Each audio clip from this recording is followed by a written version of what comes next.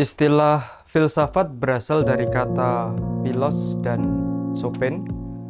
Philos bisa berarti mencintai, mencari, atau pencarian akan.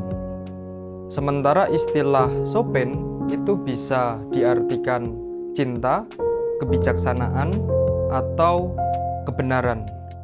Sehingga filsuf sebetulnya adalah orang yang sedang mencari kebijaksanaan atau kebenaran.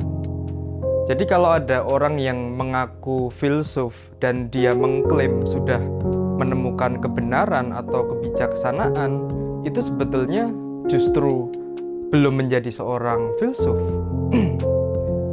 Filsuf pertama di dunia adalah Thales. Thales memiliki pemikiran bahwa dunia ini berasal dari air. Thales juga memiliki murid bernama Anaximandes atau Anaximandros yang mengatakan bahwa kehidupan ini berasal dari air. Jadi sebetulnya teori evolusi yang dikemukakan oleh Charles Robert Darwin itu bukan hal yang baru. Anaximandres sudah mengemukakan itu. Tetapi karena tidak didukung oleh riset dan data yang valid serta empiris, maka masih sangat lemah. Filsuf berikutnya adalah Heraklitus. Dia mengatakan bahwa dunia ini tercipta dari api. Filsuf yang ketiga adalah Parmenides, mengatakan bahwa dunia ini diciptakan oleh satuan terkecil, tetapi dia tidak mengatakan secara pasti apa itu satuan terkecil.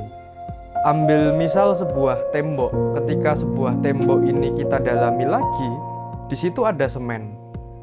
Dalam semen ada butiran semen, di situ ada pasir. Di dalam pasir masih ada butiran-butiran pasir. Nah, mungkin yang dimaksudkan Parmenides seperti ini, satuan terkecil. Nah, filsuf keempat adalah Demokritos. Pemikiran Demokritos mirip seperti Parmenides, hanya saja dia memunculkan istilah atom, bahwa dunia ini tercipta oleh yang namanya atom. A itu tidak, tome itu terbagi. Jadi atom itu adalah satuan yang tidak terbagi. Jadi sebetulnya istilah atom itu sudah muncul di era filsuf Demokritus. Nah, keempat filsuf ini adalah filsuf pertama kalinya yang hadir di dunia, ya. Tetapi yang menarik adalah kenapa Thales mengatakan dunia ini diciptakan oleh air? Itu sebetulnya karena dia tinggal di pinggir pantai, sehingga setiap hari dia melihat air, sehingga dia menyimpulkan bahwa dunia ini berasal dari air. Begitu pula Heraklitus yang mengatakan bahwa dunia ini berasal dari api, karena dia hidup di kaki gunung berapi yang sering melihat percikan api.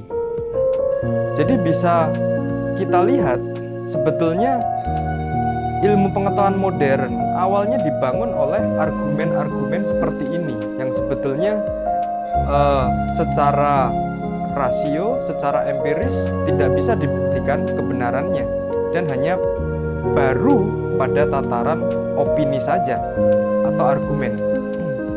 Nah, para filsuf pertama di dunia ini juga sering disebut sebagai para filsuf alam. Kenapa?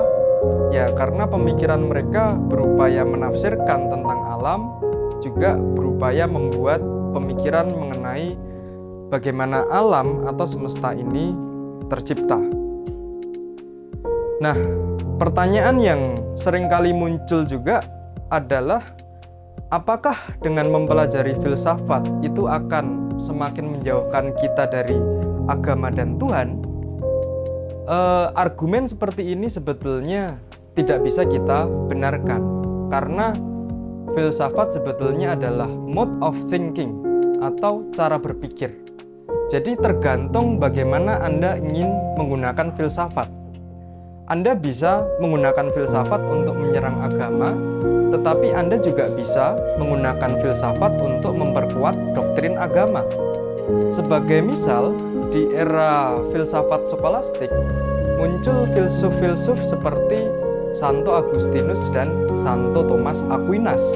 Agustinus berupaya membuktikan keberadaan surga dan neraka dengan meminjam pemikiran Plato mengenai konsep forma. Sementara Santo Thomas Aquinas berupaya membuktikan keberadaan Tuhan dengan meminjam pemikiran Aristoteles mengenai causa sui atau causa prima atau penggerak yang tak tergerakkan.